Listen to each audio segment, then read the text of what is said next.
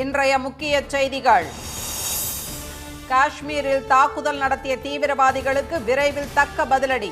முப்படை தளபதிகளுடனான ஆலோசனைக்கு பின் ராஜ்நாத் சிங் உறுதி. தாக்குதல்களை தடுக்க மத்திய அரசு எடுக்கும் நடவடிக்கைக்கு தமிழ்நாடு துணை நிற்கும். தீவிரவாத அமைப்புகளை இரும்பு கரம் கொண்டு ஒடுக்க ஸ்டாலின் வலியுறுத்தல். துணைவேந்தர்கள் மாநாடு குறித்து வரும் தகவல்கள் அவதூறானவை. தமிழக அரசுடன் அதிகார மோதல் இல்லை என ஆளுநர் மாளிகை விளக்கம். சீன பொருட்களுக்கான இறக்குமதி வரியை குறைக்க நடவடிக்கை. வர்த்தக போரை கடுமையாக்க விரும்பவில்லை என ட்ரம்ப் அறிவிப்பு.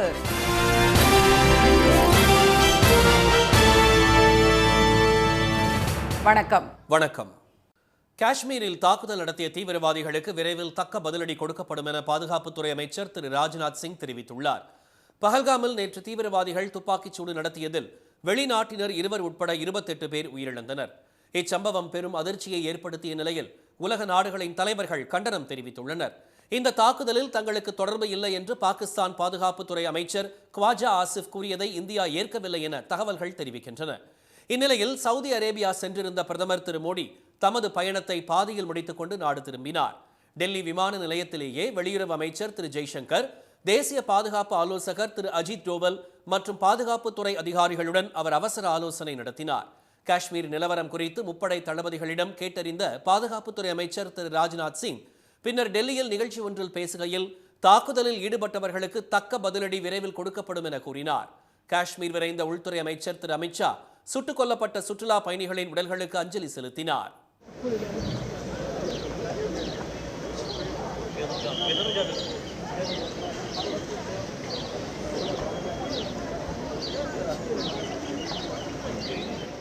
காஷ்மீர் தாக்குதலை கண்டித்து பாட்னா, லக்னோ உட்பட பல்வேறு நகரங்களில் போராட்டங்கள் நடைபெற்றன.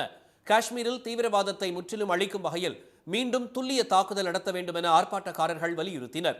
இந்நிலையில் ஜம்மு காஷ்மீருக்கு சுற்றுலா சென்றிருந்த 40 தமிழர்கள் டெல்லி திரும்பினர். காஷ்மீரில் வழிநெடுகிலும் ராணுவ வீரர்கள் தங்களின் பயணத்திற்கு பெரும் உதவியாக இருந்ததாக அவர்கள் தெரிவித்தனர். ஆர்மி பீப்புள் அவங்களுக்கு என்ன சொல்றதுன்னா ஒரு பெரிய சல்யூட். அவங்க கடவுளே அவங்க தான் சார். எனக்கு அந்த அளவுக்கு தே ஹெல்ப்ட் அஸ் அ லாட். அந்த வழியில் இருக்கிற கல்லெல்லாம் கிளியர் பண்ணுறாங்க. ஸோ தட் 2 பக்கமும் இப்படி ஒரு வண்டி போகணும், இப்படி ஒரு வண்டி போகணும். சில பிளேசஸில் பார்த்தீங்கன்னா ஒரு வண்டி மட்டும்தான், ஒன்று இப்படி போகணும் இல்லை இப்படி வரணும்.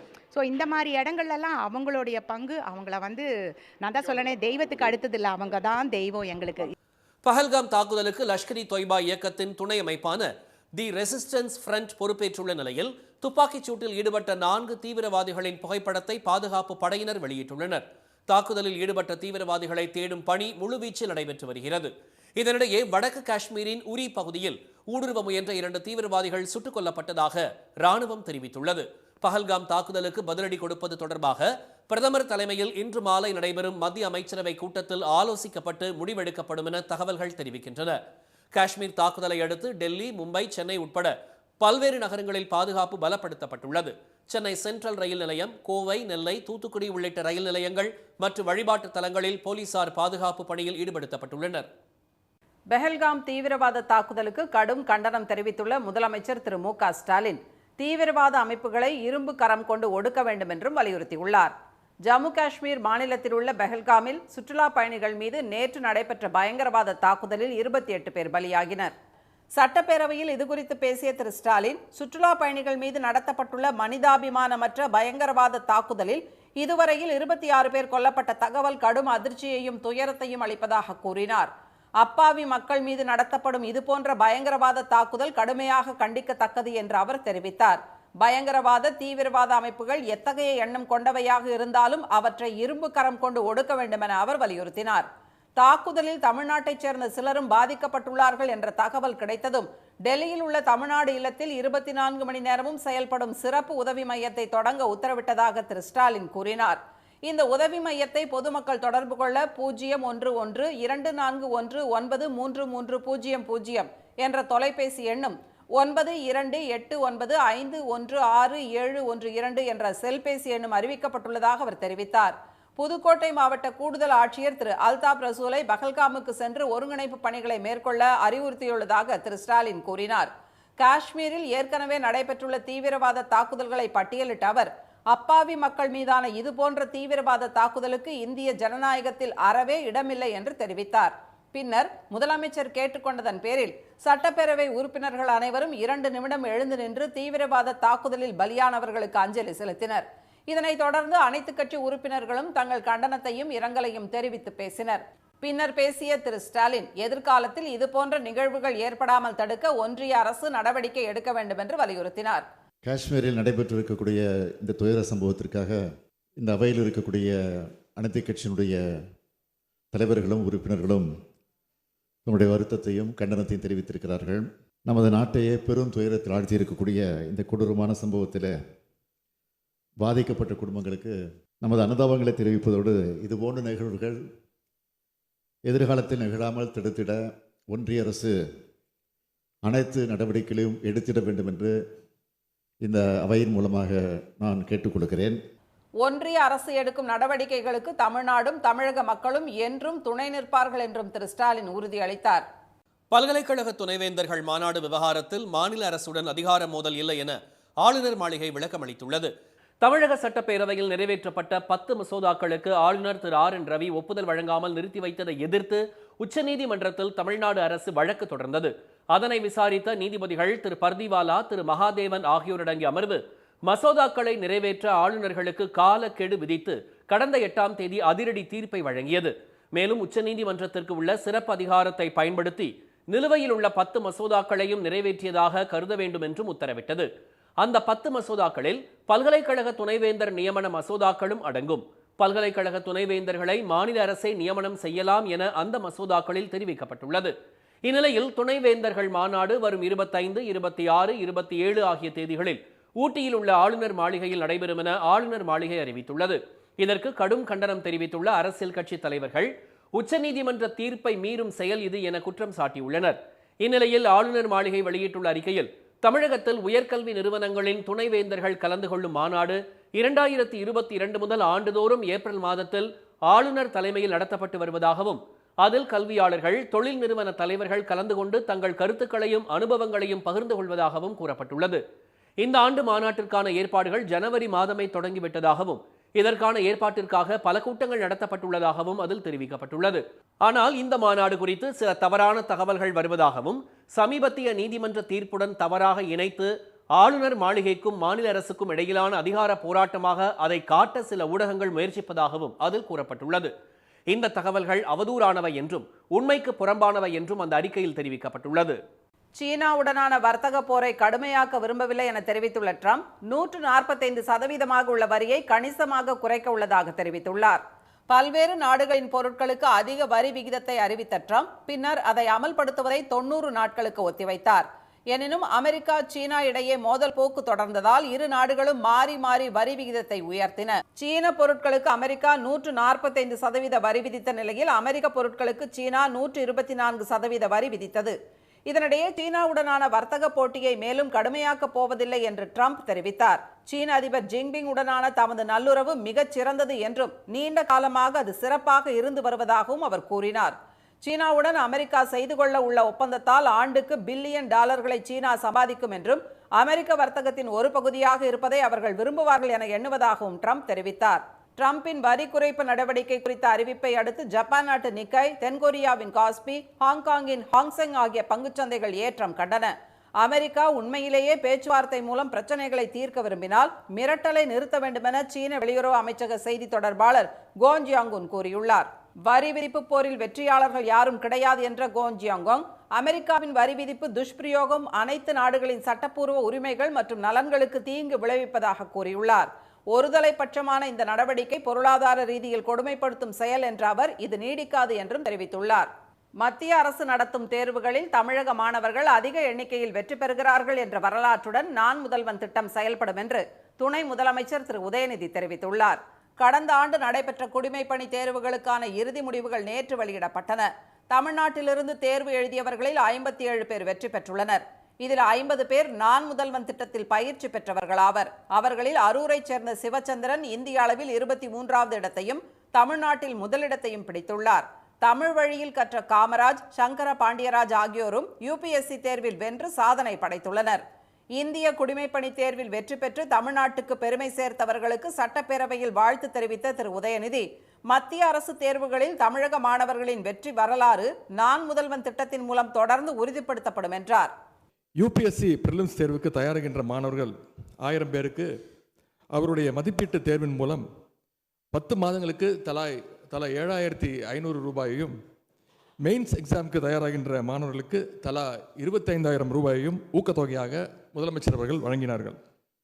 இந்த திட்டம் செயல்படுத்தப்பட்ட முதல் ஆண்டிலேயே 2023-24 ஆண்டிலேயே 47 தமிழ்நாட்டு மாணவர்கள் யூபிஎஸ்சி தேர்வில் வெற்றி பெற்றார்கள். இது முந்தைய ஆண்டை விட கிட்டத்தட்ட 30% அதிகமானதாகும்.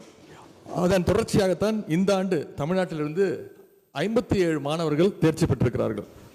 2016 ஆண்டு வரை ஆண்டுக்கு 100 மாணவர்கள் குடிமைப்பணி தேர்வில் வெற்றி பெற்று வந்ததாக குறிப்பிட்ட திரு உதயநிதி, பின்னர் இந்த எண்ணிக்கை குறைந்ததால் 2023 ஆண்டு நான் முதல்வன் திட்டம் தொடங்கப்பட்டதாக தெரிவித்தார். சிவகங்கை மாவட்டம் மானாமதுரையில் கொட்டாங்குச்சி விலை பழைய இரும்புக்கு ஈடாக உயர்ந்துள்ளது. வைகை ஆற்றின் கரையோரம் மானாமதுரை, திருப்புவனம், திருப்பாச்சேத்தி, மடப்புரம், லாடனேந்தல் உள்ளிட்ட பகுதிகளில் 1.5 லட்சத்துக்கும் அதிகமான தென்னை மரங்கள் உள்ளன. அப்பகுதிகளில் கொப்பரை, தேங்காய், பருப்பை எடுத்த பின் கொட்டாங்குச்சியை விற்பது வழக்கம். கடந்த மாதம் கிலோ 4 ரூபாய்க்கு விற்கப்பட்ட கொட்டாங்குச்சி தற்போது 24 ரூபாய்க்கு விற்கும் பழைய இரும்பு விலையை எட்டி பிடிக்கும் வகையில் கிலோ 21 ரூபாய்க்கு விற்பனையாவதாக வியாபாரிகள் தெரிவித்தனர். குப்பையில் வீசப்படும் அவற்றை தேடி அலைந்தாலும் தற்போது கிடைக்காத நிலை உள்ளதாக அவர்கள் கூறினர். கொட்டாச்சி இன்னைக்கு ரேட்டில் மார்க்கெட்டு கூட்டிகிட்டு போயிட்டு இருக்குன்னா, இன்னைக்கு இரும்பக்கட்டிலையும் கொட்டாச்சி நம்பர் 1 ஓடிக்கிட்டு இருக்கு. காரணம் என்னன்னா, அதோட தேவை அதிகம்னாலும் 4 ரூபாய்க்கு வாங்கின கொட்டாச்சி இன்னைக்கு 20 ரூபா, 21 ரூபா, 22 ரூபா வரைக்கும் போய்கிட்டு இருக்கு. அப்போ கொட்டாச்சி கிடைக்கல. இப்போதைக்கு எங்கேயுமே கட்டினாலும் கொட்டாச்சி வர்ற ஒரு லோடு ஏற்றுறதே இன்னைக்கு கஷ்டமா இருக்கு. ரொம்ப மாசத்துக்கு ஒரு லோடு கூட ஏற்ற முடியல. சிறு துரும்பும் பல்குத்த உதவும் என்பது போல கொட்டாங்குச்சிகள் பல வகைகளில் பயன்படுத்தப்படுகின்றன.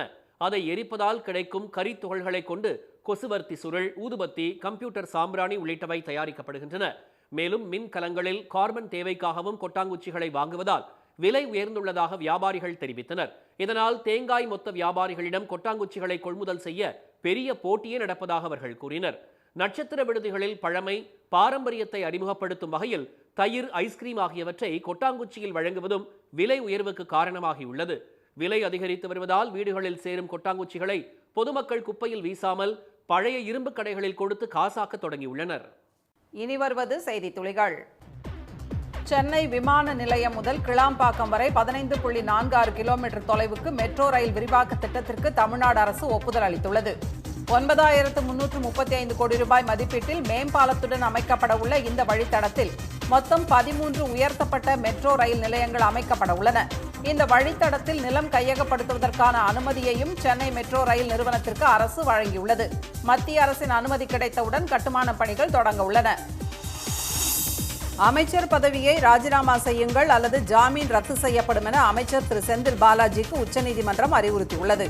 சட்டவிரோத பணப்பரிமாற்ற வழக்கில் அவருக்கு ஜாமீன் வழங்கப்பட்டுள்ளதை எதிர்த்து சாட்சி ஒருவர் தொடர்ந்த வழக்கை விசாரித்த உச்சநீதிமன்ற நீதிபதிகள் திரு அபய் எஸ் ஓஹா, நீதிபதி திரு ஏஜி மசி ஆகியோர் அமைச்சர் பதவி வேண்டுமா அல்லது சுதந்திரம் வேண்டுமா என்பதை திரு செந்தில் பாலாஜியே முடிவு செய்து கொள்ள வேண்டும் என்று கூறி வரும் திங்கட்கிழமை வரை அவருக்கு அவகாசம் வழங்கியுள்ளனர். தாம்பரம் அடுத்த சிட்லப்பாக்கத்தில் தனியார் வங்கி ஏடிஎம் எந்திரத்தை பழுது பார்த்துக் கொண்டிருந்த போது தீ விபத்து ஏற்பட்ட நிலையில் அதிலிருந்த 8,35,000 ரூபாய் பணம் தப்பியது. கடந்த சனிக்கிழமை ஏடிஎம் எந்திரம் எரிந்த நிலையில் 4 நாள் கழித்து அதிகாரிகள் முன்னிலையில் அதை உடைத்து பார்த்தபோது பணம் சேதமடையாமல் இருந்தது.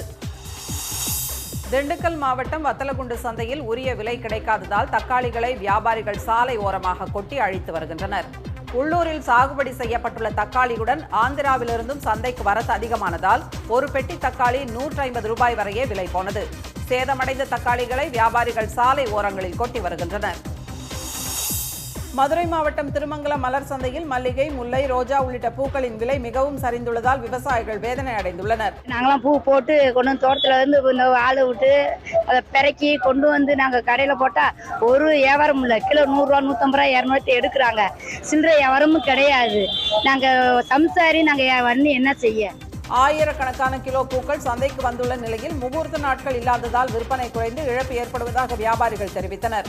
மல்லிகைப்பூ மட்டுமே வாசனை திரவிய தொழிற்சாலைக்கு கிலோ 250 ரூபாய் வரை அனுப்பப்பட்டு வருவதாகவும் கிலோ 100 ரூபாய்க்கு விற்கும் முல்லைப்பூக்களை வாசனை திரவிய ஆலைகள் வாங்குவதில்லை என்பதால் குப்பையில் கொட்டும் நிலை உள்ளதாகவும் அவர்கள் கூறினர். மல்லிகைப்பூ வந்து ஒரு கிலோ வந்து 300 ரூபாய் 250 ரூபாய் தான் விற்கப்படுது. இதனால வந்து விவசாயிகளுக்கு போதுமான கட்டுப்படி ஆகல. முல்லைப்பூ வந்து 120 ரூபா 100 ரூபா வெளியில போய்கிட்டு இருக்கும்போது போகவில்லை என்றால் குப்பையில அள்ளி போட சூழ்நிலை வருது. முல்லைப்பூ மட்டும். மயிலாடுதுறையில் மழையால் பாதிக்கப்பட்ட பயிர்களுக்கு இழப்பீடு வழங்கக் கோரி விவசாயிகள் காத்திருப்பு போராட்டத்தில் ஈடுபட்டுள்ளனர். மாவட்ட ஆட்சியர் அலுவலகம் முன்பு போராட்டத்தில் ஈடுபட்ட அவர்கள் கடந்த ஜனவரி 17, 18ஆம் தேதிகளில் கொட்டிய கனமழையால் 60,000 ஹெக்டேர் நெற்பயிர்கள் சேதமடைந்ததாக தெரிவித்தனர். அரியலூர் மாவட்டம் ஜெயங்கொண்டத்தில் ஒழுங்குமுறை விற்பனை கூட ஊழியர்கள் கொள்முதலுக்கு காலதாமதம் செய்வதாக கூறி விவசாயிகள் திருச்சி சிதம்பரம் சாலையில் மறியல் போராட்டத்தில் ஈடுபட்டனர். அறுவடை செய்த எள் நிலக்கடலை மூட்டைகளுடன் 3 நாட்கள் காத்திருப்பதாகவும் டோக்கன் வழங்காமல் ஊழியர்கள் காலதாமதம் செய்வதாகவும் அவர்கள் குற்றம் சாட்டினர்.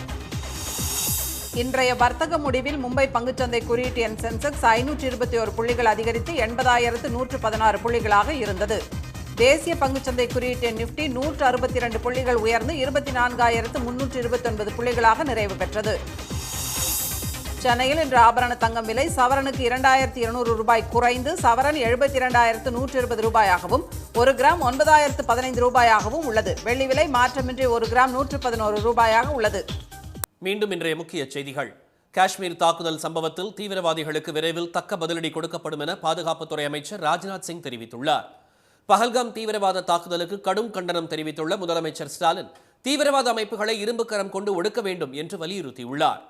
பல்கலைக்கழக துணைவேந்தர்கள் மாநாடு விவகாரத்தில் மாநில அரசுடன் அதிகார மோதல் இல்லை என ஆளுநர் மாளிகை விளக்கமளித்துள்ளது. இத்துடன் இந்த செய்திகள் நிறைவடைகின்றன.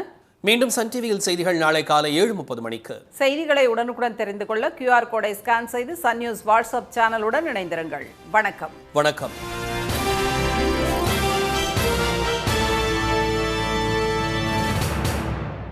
உடனுக்குடன் செய்திகளை தெரிந்து கொள்ள சன் நியூஸ் பெல் ஐகானை கிளிக் பண்ணுங்க.